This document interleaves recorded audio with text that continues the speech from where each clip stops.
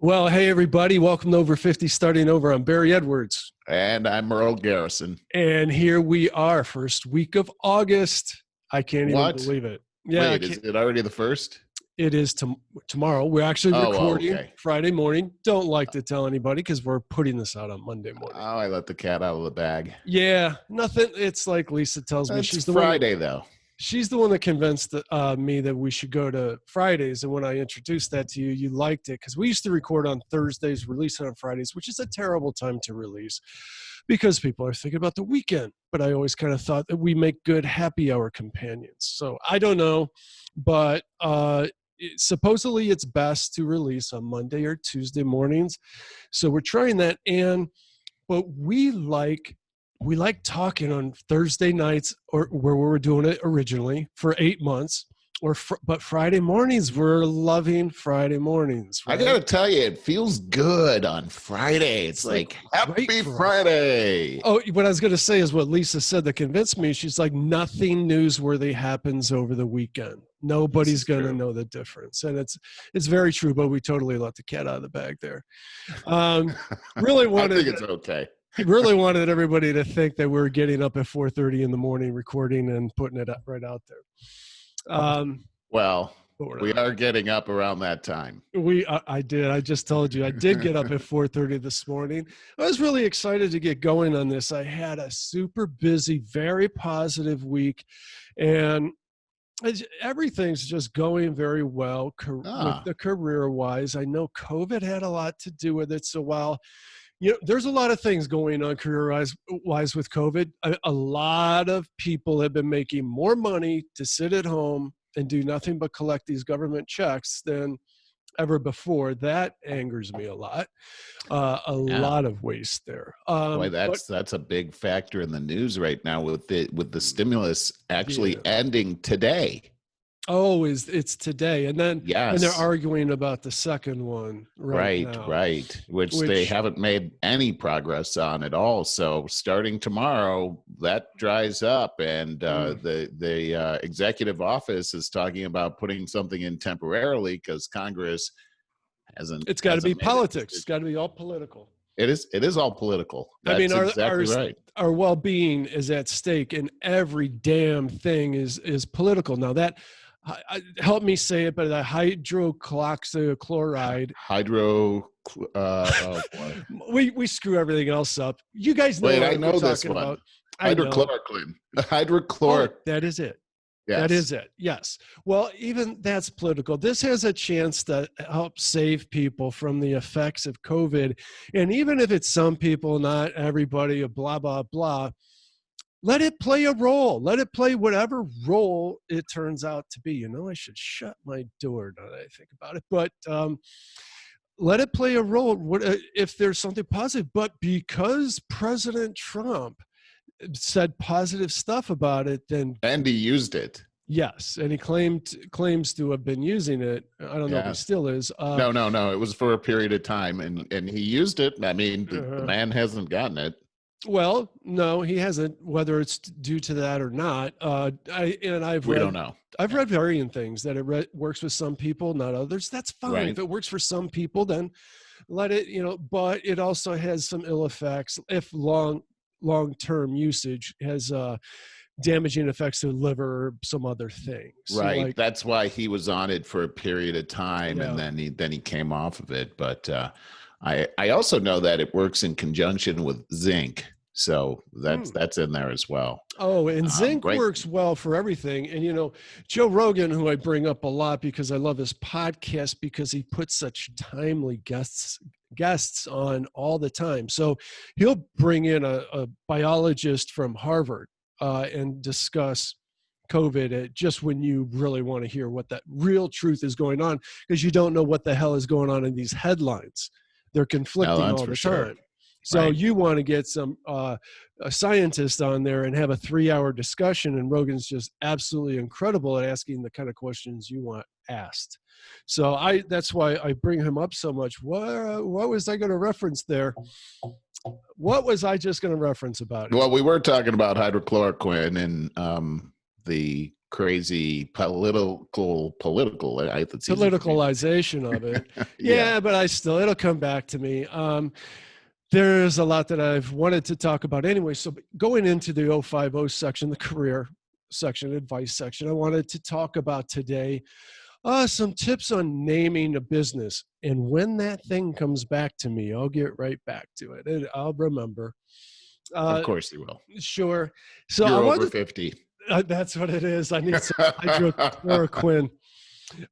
So I wanted to talk a bit about naming a business, because an awful lot of what we talk about is finding your career of passion. Yeah, and a lot of times it's actually finding that within yourself.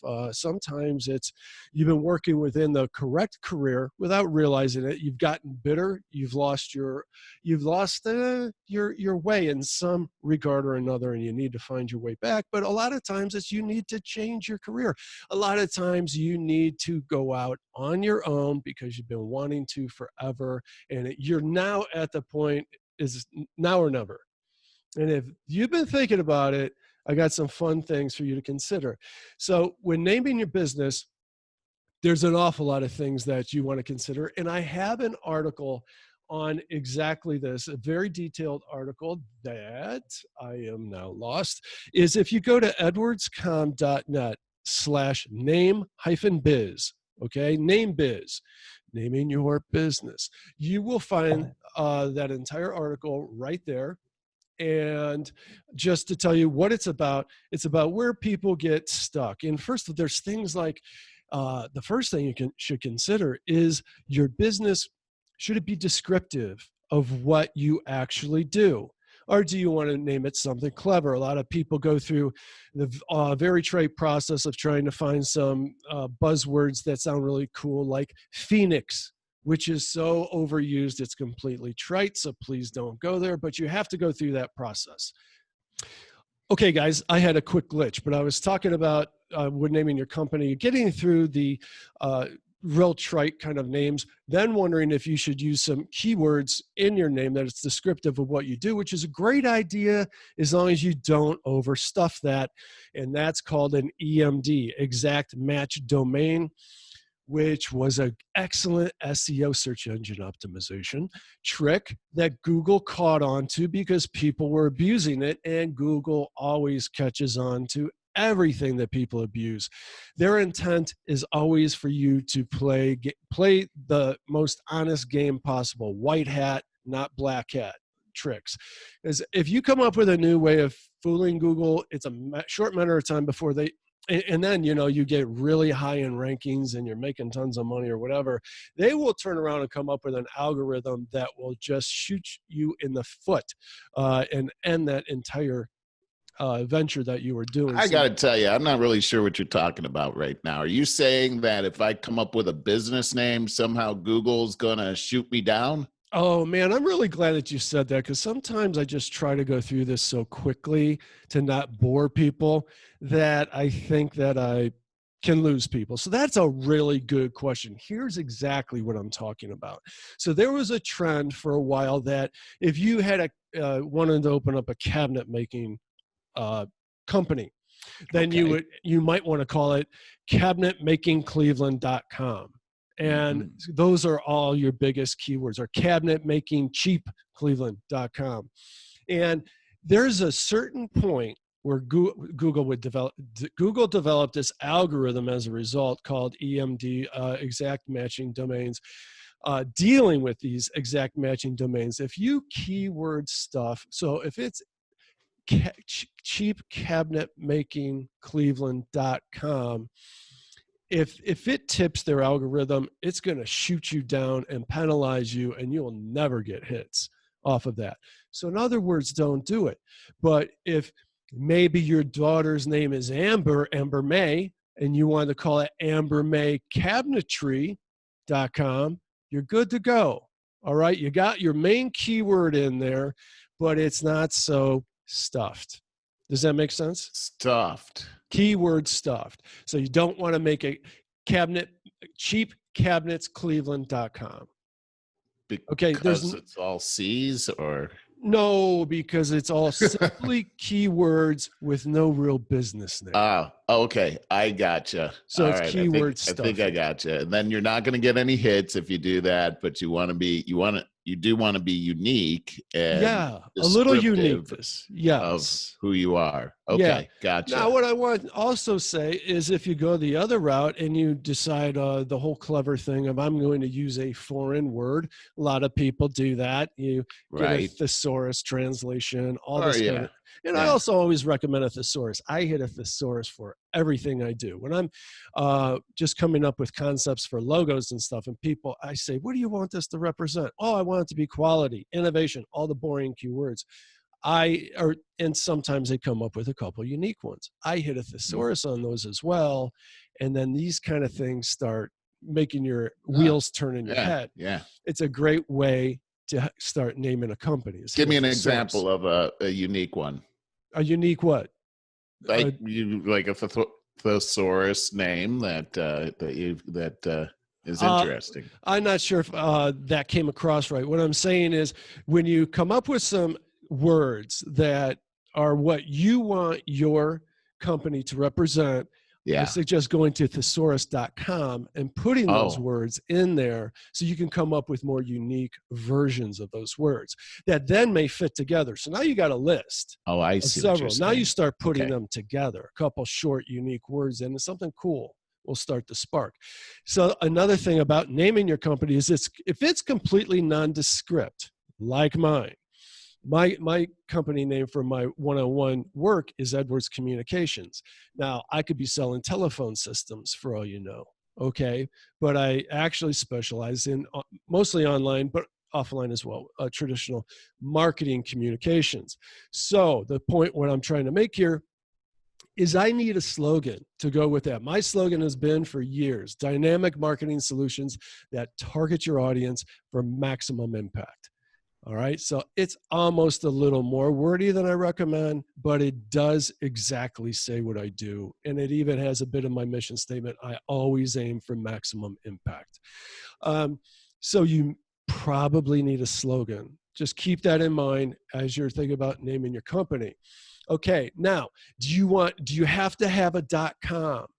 Can you have a .net, a .co, there's a million of them right now. Doesn't that depend on what kind of business you are?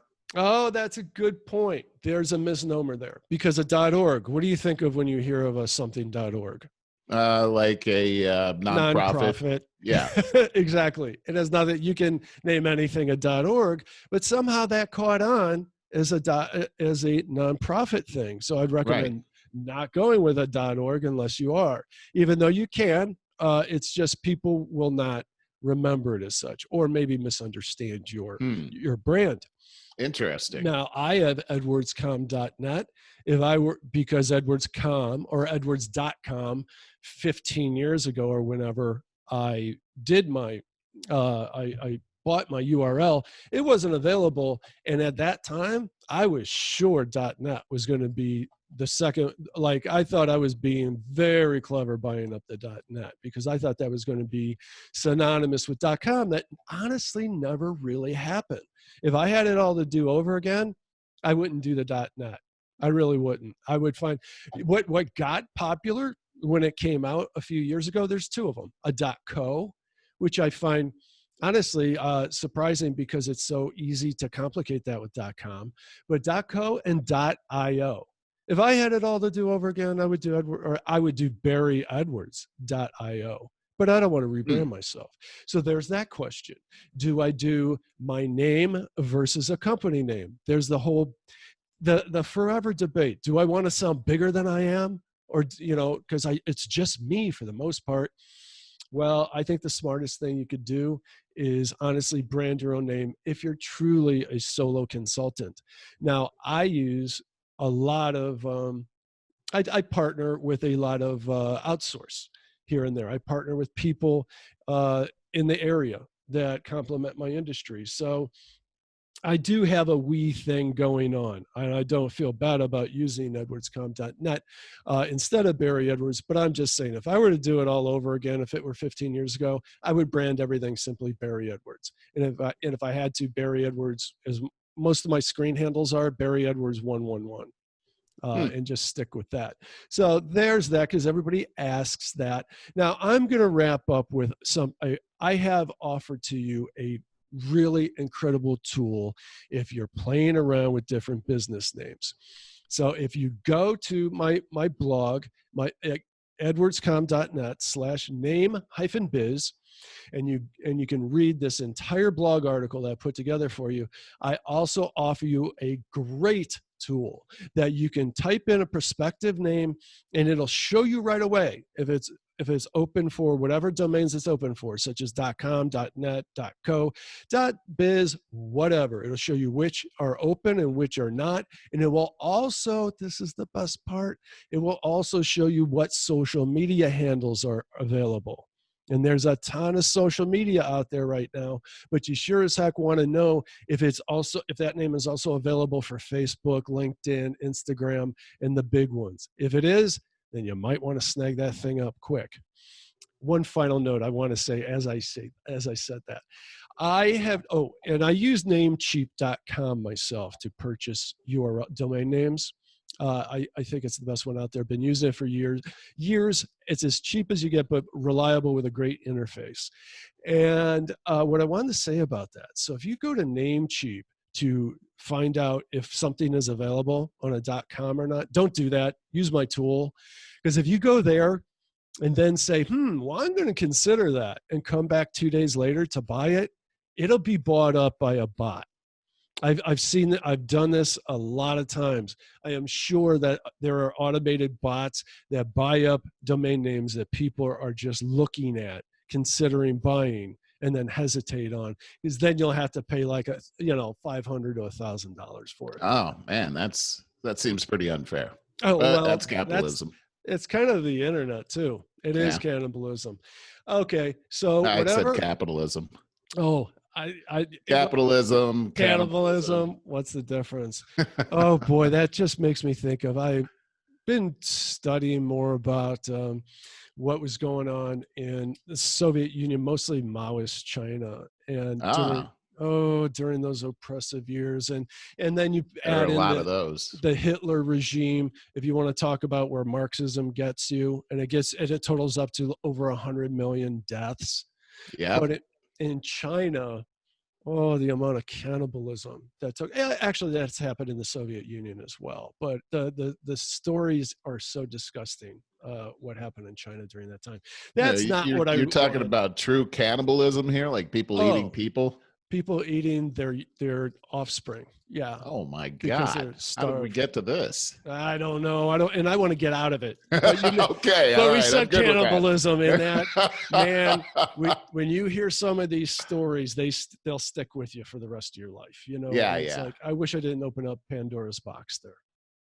Boy, I tell you. Hey, you know what? That reminds me of a movie that I saw that was really good over the weekend called The Book of Eli. Have you seen this book? This movie? Geez, why do I seem to know that? It was a Denzel Washington movie. It's not a new movie. I saw it. It's been out for a while. Yeah, I saw it. An interesting movie that was. There was a part where they ran into these people that were eating other people. So anyway. Yeah, I saw it years ago, so I'm not that familiar. It was like one of those dystopian after the apocalypse. That's right. Things, right? That's right. Oh man, it was a really good movie, though. There was a lot of great biblical symbolism in there, and I just thought, man, what an interesting concept. I did notice in the movie a lot of people were wearing masks. That's a weird thing. A lot of these movies, I watched, have you ever seen that movie, Soylent Green? Never heard of it. Okay. Soylent Green was a movie that came out in the 70s. It was Charlton Heston. It was the star of that movie. It was another one of those futuristic kind of during the apocalypse kind of thing. Again, people wearing masks in that movie. Wow. Very odd. Very prophetic. Exactly. Yeah. It makes you think. There's a lot of these movies where you see things and you're like, it seems like the movies predict what's going to happen in the future, or the movies are putting things out there so that they can enact them in the future if you want to go down the conspiracy theory route. Yeah. I think about that movie, Close Encounters of the First Kind, where they were trying to keep people out of a certain area, and they were saying that there was some kind of poison thing happening there, and all these animals died, and they had to evacuate all the people, and they had all these people with like the nuclear suits on from the government, and they made all these people leave, and you got to wear these masks or you're going to die. And there was a classic scene where the main character takes his mask off, and everybody's like, and then he doesn't die because it was all a big trick. Okay, I'm sitting here thinking as you're saying that, because I seem to remember Close Encounters of the Third Kind. Is that That's the what I'm original? talking about, yes. Because you said First Kind. Did I say the First Kind? Yeah, and I was wondering if this was a newer movie. It's the sequel. Well, I think there is something like that out there. But as you talked about things sounding biblical, I've been so into Jordan Peterson's, he's got a podcast on biblical studies, and he does these 2.5 hour lectures on singular subjects. He just explores them, and it's so interesting. So the other day, I think it was yesterday, I, for the second time, listened to his one on Noah and Noah's Ark, which I found really, really interesting, as he really started unpacking it from, he's a clinical psychologist. So he looks at all of these from the meanings that can be derived biblically, but mostly from as a clinical psychologist. But as he was talking about it, considering our time, he's talking about the metaphor that is Noah's Ark, and about how if you don't take it so damn literally, is what he would say, is to him, he says that the problem with today's people of some intellect is there's always an arrogance factor that enters in. And so there has been such a strong movement, I'd say over the past 40 years, maybe 50 years, but especially in the internet age, so that we sound smart. We talk about, oh, you and that guy in the sky crap, and now you sound arrogant, and, that you're smarter because somebody's believing in the fairy tales of the guy in the sky. And that's what Peterson warns about. He goes, so if you believe in it verbatim, that's awesome. That's your prerogative. I cannot dispute that, he says. But if you're then there's that middle ground where you're so arrogant that you want to you can't believe it because it sounds like cartoons and stuff like that to you. But if you're smart enough to realize that there is genius at work here, and maybe it's all just simply analogies and metaphors for other things that are going on in life. And as he's explaining that more and more, I swear to God, Merle, I'm seeing this picture painted of the riots going on, the education system, higher education, where it's at right now, all of this as the rain. There's so many different aspects of the torrential rain, and that is warning us that you better build your ark, man. You better get ready, because it looks like there might be a big flood coming. And I would just encourage anyone curiosity to get on that podcast of Jordan Peterson's. I don't know the exact name, but it's easy to find. Is biblical lectures, and it's so interesting. And I'd be happy to bat that back and forth with you a bit more. But then I really love that. What you're saying is, because here's Noah in the story, and he's building this ark. It took him a long time to build this ark. He was building it for decades. Well, they said in the Bible he's 600 years old at the time. He was 600 years when he was 600 years old, but it took him a long time to build this ark. So imagine, it's huge, it's colossal. The people in the neighborhood would have had to have seen this, right? You can't just hide this giant ark. You could see that from the moon, right? And so I'm just saying that. Can you imagine the mockery that, you think on social media it's bad when you come up with an idea that goes against the grain. Imagine being Noah and his family sitting there. God told you to build an ark. It's never rained before. All right. Oh. And he's telling people that, oh no, God told me to build this. There's going to be a flood. They're like, a what? Right. what are you talking about? Imagine what that whole thing right there, and imagine uh, the jeering that he must have gotten because of public opinion at that time and what people believed at that time. And what you're talking about is comparing it to today, Mhm. where today it's the same thing. Is you've got this almost groupthink that's happening, where if you don't go along with what mainstream is trying to tell you There you is the go. truth, then you are an outsider and you are not to be respected in any way. In fact, it's almost socially acceptable to do things to cause you to be an outcast in society. And that's exactly what was happening to Noah. And then suddenly everything changed. And what you're talking about, I totally believe, is that there is an event on the horizon that we are coming towards, much like that when that rain started to happen. Yeah. Things happened very quickly in the story of Noah's Ark.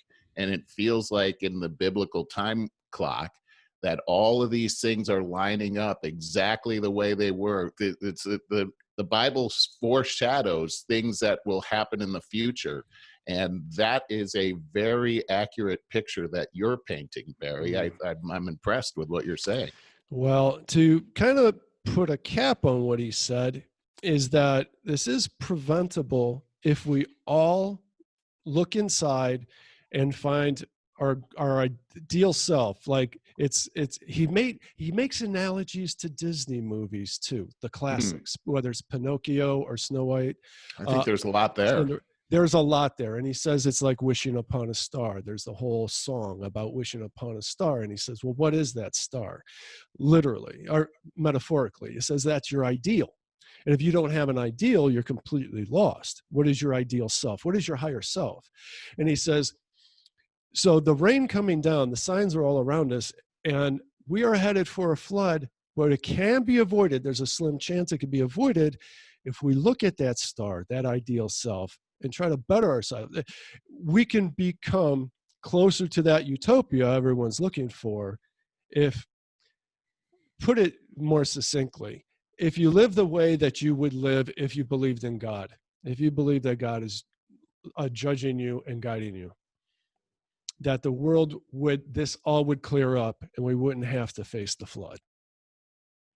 I think that that's also biblical, that there's always been chances in pivotal events in the Bible where the people, it was their choice. That God always gives you the choice, even society the choice. And he makes it clear that you have a choice. I think that right now, more than ever in our society, it's very clear that you can go either right or left. It's black or white. It's It's very, a very shame. clear. And we do have that choice. We all have that choice. And at the same time, we also know that from God's point of view, he already knows what choice we're going to make. And so it's almost like the future is already written. And at the same time, we have a free choice, and we actually do. So I agree with what you're saying. It's very interesting that I'm in agreement with Jordan Peterson on this Right. on this level that you're speaking. It is. And that's what I love about these conversations with you. And I've loved these conversations we've had for decades about this kind of stuff, about the literalness of the Bible versus the metaphors and what we can glean from it, the lessons that we can. There is a lot of depth there. There's an endless amount of depth there. And he goes on to say, geez, then I listened today on his take on Adam and Eve. And that's just so interesting. It's probably, we probably don't need to muddy up the waters with that right now, but it's even funny how it ends where I've listened to his thing on Cain and Abel. Cain and Abel's like a paragraph long, and he does an entire 2-hour lecture about all of the depth that he gleams from that paragraph. It's amazing. It's It really amazing the is genius amazing there. how much you can glean from just a few words in the Bible. I mean, the shortest verse in the Bible is Jesus wept. Hmm. And when you think about the Lord of the universe crying, that you could go on for days talking about the context of that and what it means to you and I today, and the compassion in the heart of God, and how he made us in his image, and that he's actually a relatable person, and God at the same time.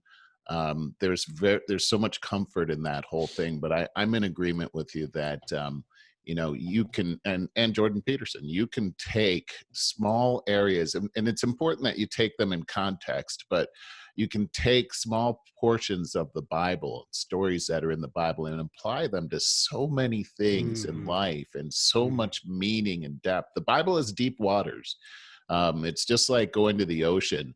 You look out, and this vast water that you're looking at is almost overwhelming. But then when you think that you're only looking at the surface of the ocean, and there's so much more depth, and you could dive in there, and when you go underwater, there's a whole new world, and you keep discovering and discovering. In fact, it'll never end. It'll go on for eternity. And that's actually some pretty cool stuff to think about. Yeah, it is. All of that is. Something I've been thinking for a long time, I haven't gotten around to, is many years ago, I used to read the Tao Te Ching over and over again. And I hope it's Buddhist principles. I don't mean I hope, but I hope I'm right. I'm saying the right thing. It's been so many years since I studied that a lot of the particulars I forget, but I believe it's 82 verses of just principles for the Tao. And they're all so deep, and it's thousands of years old. And I've been meaning to just pull one out during our metaphysics, like right now, these conversations, and just throw it out at you. And I'm sure that any one of those, you would find something that you would relate to biblically. I'll get around to that, but wanted to get into current events because time is flying right now. And what have you been thinking? There's a lot of things I could talk about, but I wonder if you got something off the top of your mind. There is a lot going on. I got to say, I was shocked yesterday morning, again, it's Friday, to hear about the passing of Herman Cain. And Right. then even more shocked to find out that it was coronavirus that took him out. I didn't know it was coronavirus. Yeah. So it happened pretty quickly for him. And, he's a man in his 70s. And I gotta say, this is a guy I really liked. I just, his whole story. He was prominently featured in that movie Uncle Tom that Larry Elder put out, and what a positive-minded person. He's really an example of a person that, what you believe. When you believe anything is possible, then truly anything is possible in your life. He never dwelled on the negative, always dwelled on the positive. He became he started working for Pillsbury, became the CEO of Godfather Pizza, turned that whole company around. He was a prominent business leader, and then ran for president. I believe he was the first Black American to rise to such a level of being in that presidential race, and actually leading at one time, and never quit after that. But Corona took him out yesterday, and I think we lost a pretty positive person. Unfortunately, the news media was all over the fact that he died of coronavirus, and specifically noting that he did not wear a mask at the Tulsa rally that Trump had at the beginning of July. And many news media like CNN with Chris Cuomo really made a big deal out of that, shaming him and President Trump. And it just seems very low to go after a guy like that at his passing. I mean, I feel sorry for his family, but to make that political when the man has accomplished so much, especially in the face of this whole Black Lives Matter movement, and it seems to me that really it's a case of maybe we should change it to CBLM, certain Black Lives Matter, because if you certainly don't believe the line that Black Lives Matter has, then your life seems to not matter. And that's really a shame. And I hate that that's happening. You know, we also had the passing of John Lewis, and John Right. Lewis was a great civil rights leader. In fact, you know, crossing that bridge in Selma, he actually was beaten by the police. Seriously, he got a concussion. It's actually, there's film of him being beaten in the head with a stick by police. Oh. And, you know, this led to the Civil Rights Act. And, you know, he was a contemporary of Martin Luther King. Another great man passed. And now I don't agree with a lot of his politics, but you know, at the passing of somebody like this that made a difference, it's not time to talk about, well, I don't like this person or like that person. You know what I mean? It's time to honor those people, I believe. Go ahead, Barry. Yeah, I have a question for you. So, and I really don't know the answer to this. I fly over political news for the most part. I don't do the detail. I rely on you for the details. That's not my main source of interest, but I saw that Trump didn't attend his funeral, but you know, there is Biden, of course, making his getting his photo op right there. Why do you suppose that is? Was Trump actually detained with other engagements, or do you think he was like he didn't like the guy or something? Or I have no idea. I know that Trump did honor John Lewis immediately by ordering the flags to be held at half mast, and he put out a statement immediately upon his death. I don't know why he was not at the funeral. That's interesting to me, Yeah. But I do know that Trump did honor him. I mean, notably, John Lewis boycotted Trump's inauguration. That was a big deal and unprecedented, actually. But I don't know if this was retaliation for anything. Okay. Yeah, I didn't hear anything. I'm sure if I watched CNN, I would have an opinion on that. It's they would tell me their opinion on it. Hey, go ahead. I wanted to go back to Herman Cain and the fact that they're making a big deal out of the fact that he did not wear a mask at the Trump rally. That actually doesn't prove that he contracted coronavirus at the rally. And I think that that's a big that's a big thing. I mean, it could have happened there. We don't know that for sure. I think it's a bad look. I do. I think it is too. Yeah, I'm glad you agree with that, because today we just had a record for the amount of corona I think it was Ohio, corona deaths.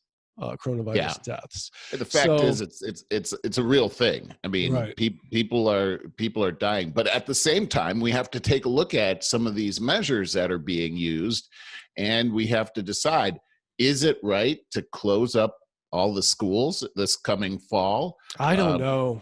Well, I don't know. The CDC is actually saying now that that is not a good idea, and that they should open up the schools. And the CDC director is now saying that there are more suicides and overdoses today than COVID deaths out there. Now, I'm not exactly sure where he's getting his statistics on that, but as we've talked about several times, this is a pretty huge deal. And now you have different organizations coming out all over the place, a pediatrics association even coming out and saying, this whole thing about keeping kids at home is actually damaging not only to the kids' ability to grow in their in socializing, but also very unhealthy for them.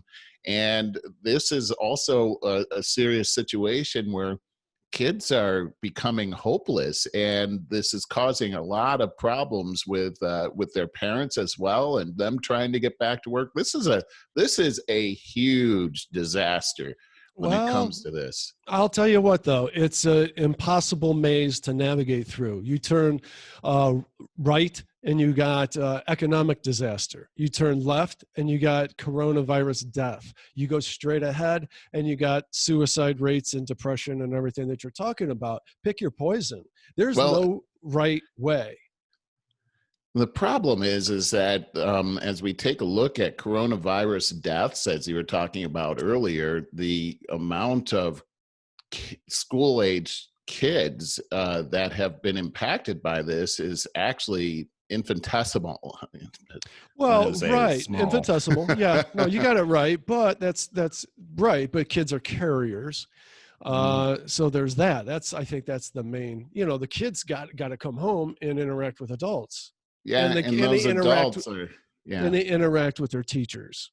Well, here's the other thing too, is I think that rather than quarantine all the kids, maybe we take a look at the most vulnerable of teachers that might be Hmm. older, that have pre-existing conditions. Maybe those are the people that we should be quarantining Agreed. rather than all of the kids. And by the way, if you take a look at the age of parents, they're definitely not in the vulnerable group either. So maybe we have to take a look at this more on a case by case basis. So for instance, if you have grandparents that live at home with you, maybe those are the kids that should be homeschooled or doing online schools. But also, it's being proven that these online schools are not working, especially for these kids that are living in poverty. They don't have access to computers. If you have several kids, what do they got to all share the computer and take classes? That this is a gigantic problem, and what it's going to lead to, if really this whole thing that's happening, this movement over Black Lives Matter, is about underprivileged situations. This is exasperating that whole thing. And we're seeing where the crime rate is going up. We're seeing where young kids that are under 18 are involved, especially in Chicago. I've been hearing these terrible stories about how these kids are involved in high crime, and this is spurring some really bad stuff. So the way I see it is this way. Yes, we can stay focused on corona and just try to go after that, but we're not taking a look at the downstream effect, which seems to be making things much worse than if we were to look at the whole situation and start to mitigate in the areas that are really of big concern, rather than quarantine everybody. Maybe we start to look at more common sense reactions to this. And because look, if the economy goes down, you're going to have a bigger disaster than corona deaths. You're going to Yeah. have deaths due to suicide, starvation, crime. Look, defund the police in the middle of these things. These are ridiculous Oh, it's things. horrifying. And so we're crushing the economy. By the way, speaking of that, the financial report came out just yesterday over second quarter. Our GDP has gone down 33%. It's the largest fall in our GDP in U.S. history. Inevitable. We have to go back to the 1950s to see anything even comparable, and this is exponentially worse than that. Mm. And not only that, because of the states that have gone in reverse, like California, to go back into lockdown, this is just extending that whole circumstance here. And we seem to be, our governments in states like mine seem to be very myopic in, they're not looking at the whole picture. This would be like looking at a patient and only paying attention to their little pinky, and let's give them this drug. It'll might cure the pinky, but it'll kill the rest of the body. Hmm. This is how we're looking at things. And I think it's been highly politicized, and that when you do that, all bets are Well, off. that makes it very tough. I mean, the Democrats and Republicans can't cooperate on anything, and They our can't. lives are at stake here. So that's very disconcerting. I want to say, though, that I talked to my financial guy just the other day, mine and Lisa's financial guy, and he's a really, really good guy, really knows his stuff. And I said, "Geez, Ted, I'm really worried about the devaluation of the dollar and our economic collapse."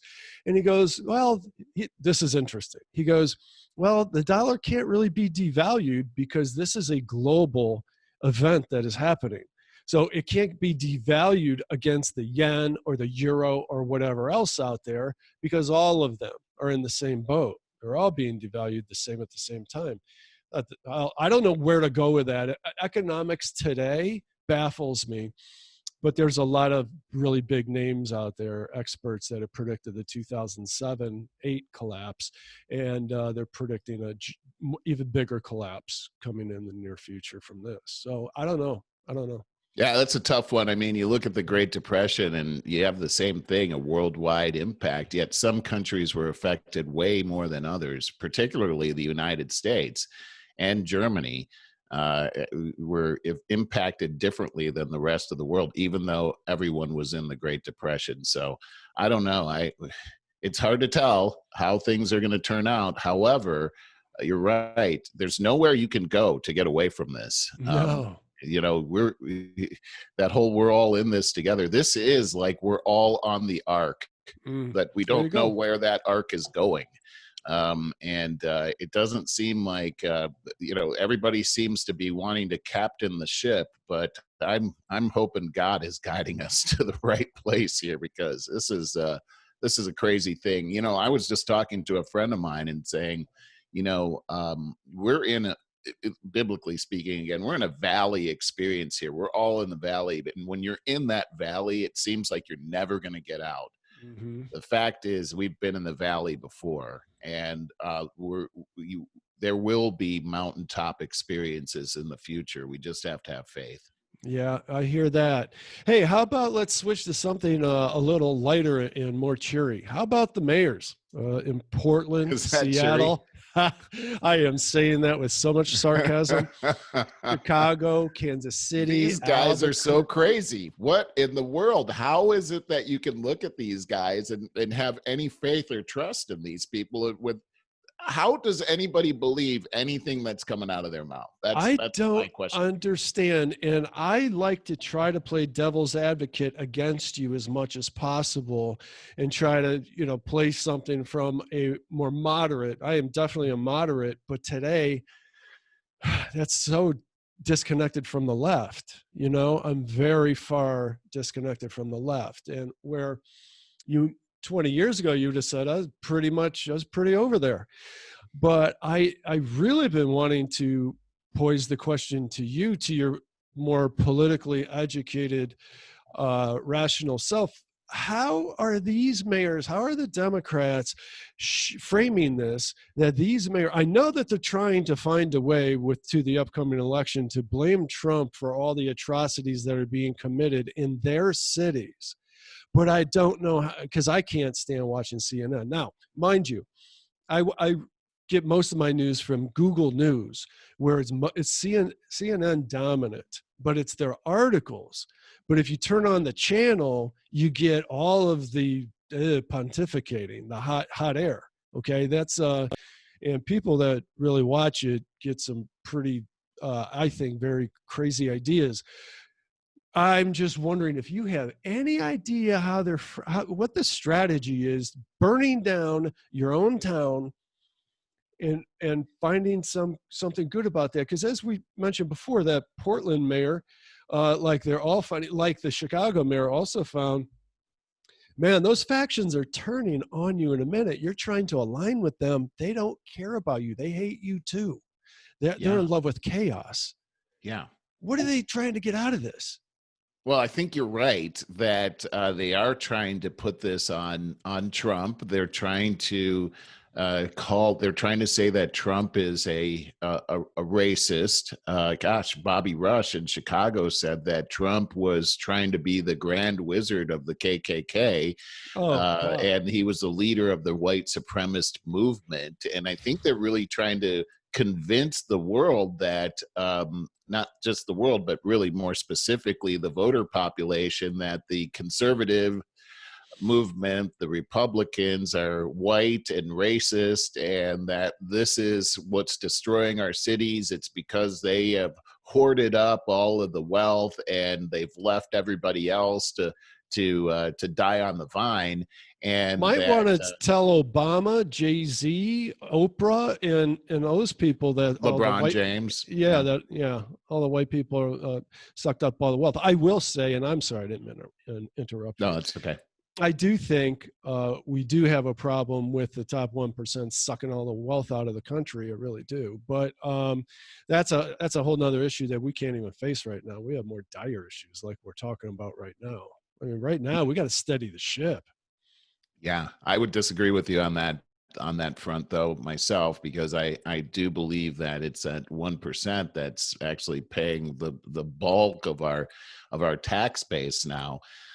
In actually, because we have a progressive tax and not a flat tax, as again Herman Cain was actually arguing for a flat tax, they actually are paying a much higher percentage of tax compared to their wealth than anybody else is. So I would say I'm not that sure I believe that. I it's hear both actually the sides. truth. I hear both sides of it, and I'm What side do still you hear? well. I've seen the charts on the amount, and it's skyrockets straight up, and especially the last 10 to 20 years, the amount of wealth that is being taken out by the 1%. Now, on the other hand, I also do know that this economy of the last 10 to 20 years, even 30 to 40, 50 years, there's never in the history of mankind been an economy that has globally or throughout nationally that has pulled the poor up out of poverty, out of starvation conditions, and all of that. That is true. But I do see the trend still. I just think that we're eventually going to have to find that there is plenty of wealth to go around. And I'm not talking about I would agree with socialism. that. Yeah. I would agree that there's plenty. And I would also say that if we attack the 1%ers, which is what I see happening a great deal, those are the people, and people are saying, well, they don't pay much taxes or whatever. They're hoarding. No, they're actually investing that money into businesses that actually are what causes the middle class to actually exist here, where it's really, this is where the middle class was invented, is in this country. And it's due to the way that Wall Street is set up, the way that our investment strategies are set up, and that's how the rich get rich. This is also how people are, just as you were just saying, that without that, you would not be able to have a class of society that could pick them up by the pick themselves up by the bootstraps. It would not happen without that 1%. And it's interesting how we have a movement to try to drive those people out of the state, which immediately equates to a shutdown in business in the state. Here in California, Elon Musk, they drove him, Tesla, they drove his manufacturing out of the state. He's one of the 1%ers, right? Rogan, they decided we're going after this guy, and we're going to tax him, and we're going to do this, and we're going to do that. He moved his manufacturing facility out of the state. I think he went to Texas. Rogan's going to Texas too.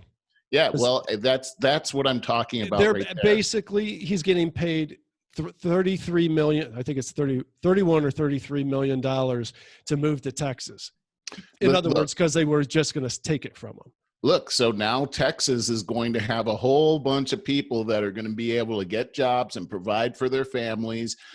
This is the kind of thing that the 1%ers actually do out there. You could say, oh, well, this guy's a multi-billionaire. Now, yeah, the guy's actually sending people up into space. He's got these amazing cars out there.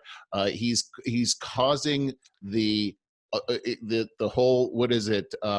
The rising tide floats all ships. That's what happens with the 1%. He's a Thomas Edison of our time.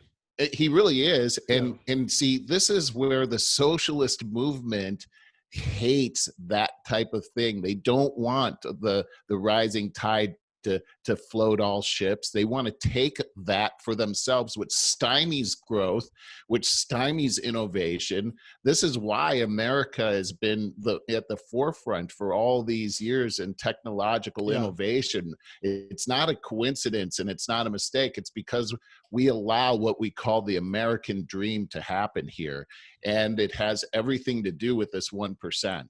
It really does. I agree with you, but nothing is ever perfect, and everything gets corrupt. And you can take a look at our entire system. I'll tell you right now, there's plenty of people in the know that have been in Wall Street and that have just got kind of chewed up in that ultra corporate America, but says it is horribly unfair the amount of money they're siphoning out of the economy because they're tweaking all the numbers.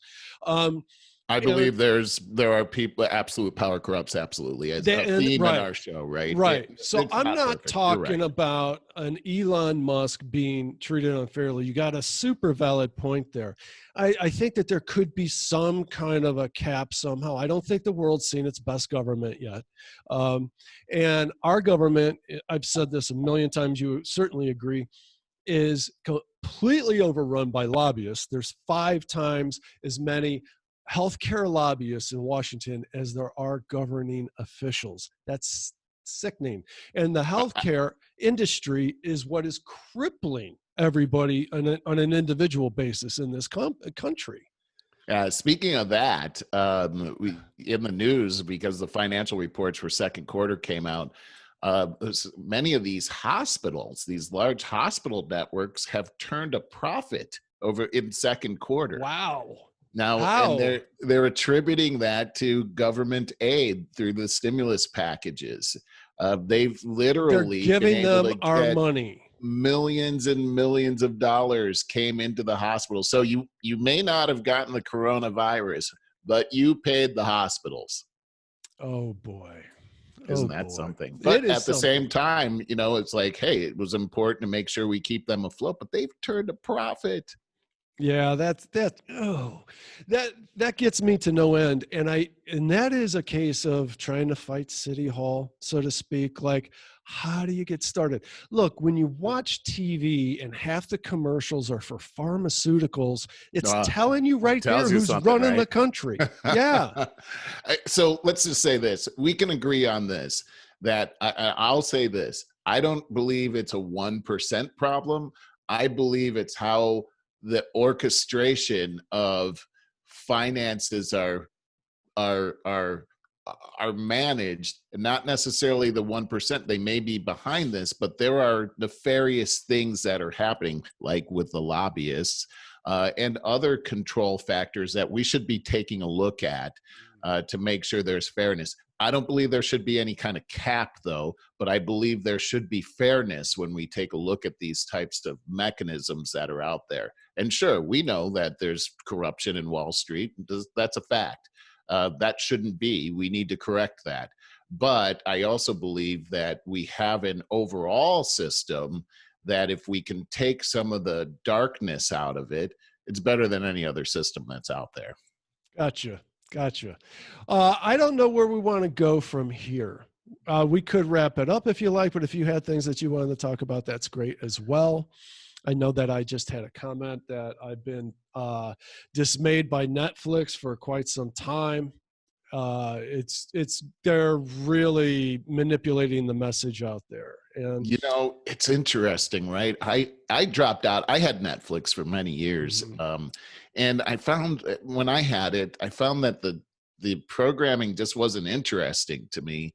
And when they picked up Obama on their staff, after he you mentioned that. Came out, I dropped out of there because I thought, okay, this is going to be an indoctrination network, and I'm out. It kind of is. You tell me what happened, because I haven't been watching. It's like that show Schitt's Creek that I was just raving about months ago. Because when I finally discover a new show that I actually can't wait to see the next episode, it's few and far between, and it's kind of exciting. Yeah. And I really loved all the characters. That's a thing. When you love all the characters of a show, it's really something. So I love this show was absolutely hysterical. And the situation of it was like the Beverly Hillbillies in reverse. I mentioned that before. No need to continue on. But one of the main characters, so the funny part was that there's these 2 adults, wealthy aristocratic adults with 2 grown kids, so to speak. Like, they got to be like the girl had to be like 27 and the brother had to be like 33, something like that. Grown adults, but they lived with them like kids, And the 33-year-old brother is clearly gay. They didn't talk, but he was like everybody's favorite character. He's just a great, engaging character. But over the years, over the seasons, it got to be more and more and more about the gay thing. He got a partner, you're happy for him, he found it.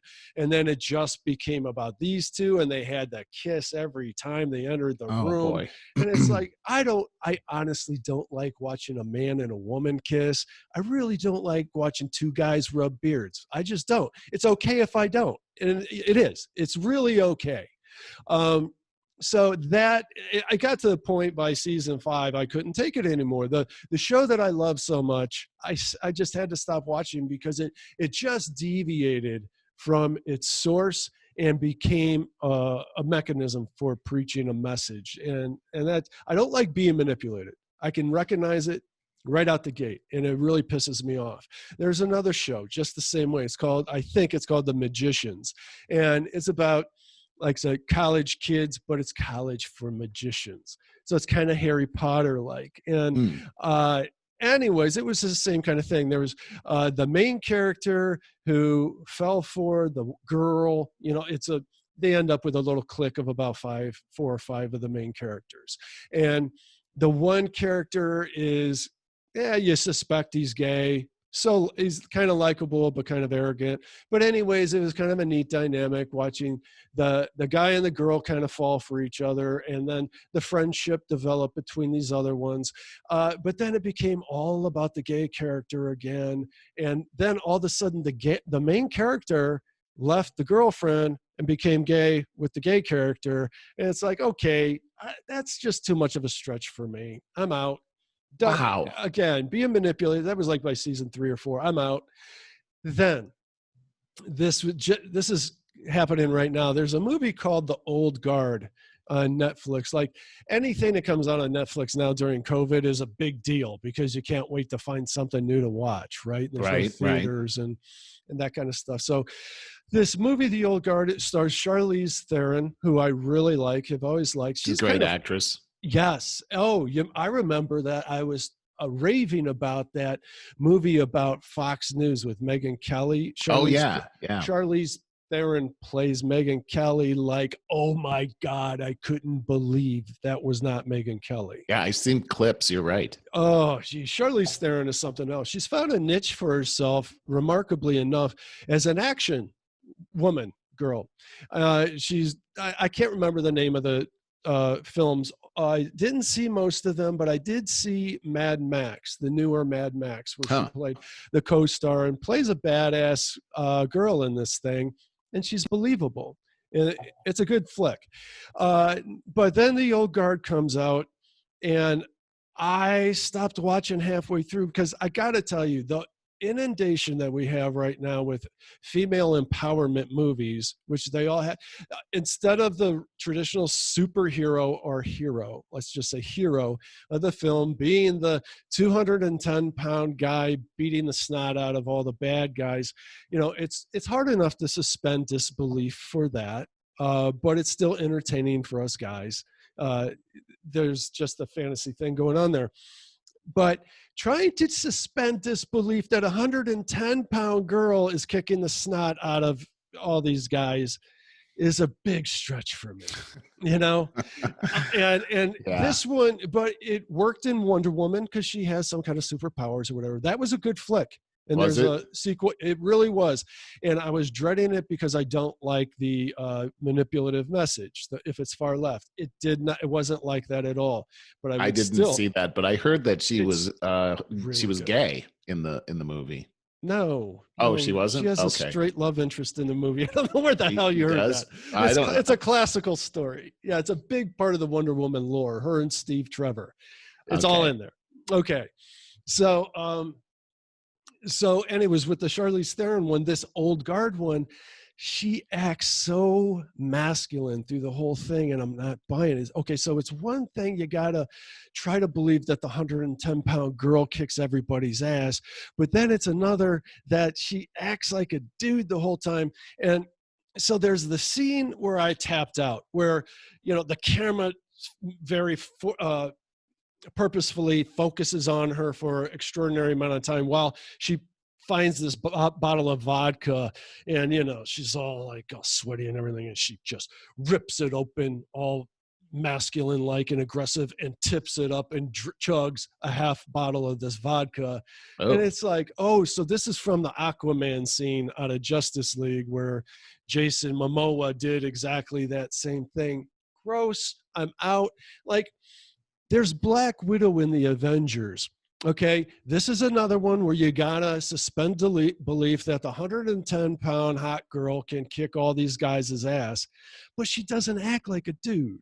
So I can stick with that because I get back to the other superheroes, and it's hard enough with Hawkeye, the guy who has no superpowers as well. But then you got the 110-pound girl. Anyways, but I can buy into it because at least the character is more believable as a person. So when we got, beautiful Charlize Theron kicking ass, it's one thing. When she goes and acts like a guy, a stereotypical guy throughout the whole movie, I'm out. It's too much for me. So this is what Netflix is these days. It's just this guy. Although, I think it was last night before, I found there's a new thing out on the Italian mob in New York in the 70s. Of how the mob was completely owned New York through the 70s. Oh, yeah, absolutely. Oh, God, this is good. It's like a 3-part miniseries, and I just finished part 2. And Giuliani comes in and starts it's really good how you see how the government infiltrated the mob to take them down. Well, it is really interesting. My grandfather actually played a part in taking them down, Merle McCurdy, during the 60s, actually, as the district attorney in Cleveland. And it's amazing when you start to look at the mafia reach into the Cleveland area. Cleveland was a big, big mafia city that had, so the tentacles of the mafia reached directly into many of the economic, bastions of Cleveland, and Merle McCurdy had a big part in taking them down, but that's a whole nother story. You're right. It's interesting to see how the government took them down and the tactics that they used to infiltrate the mafia. They had to change some of the rules in order to make that happen. You're right.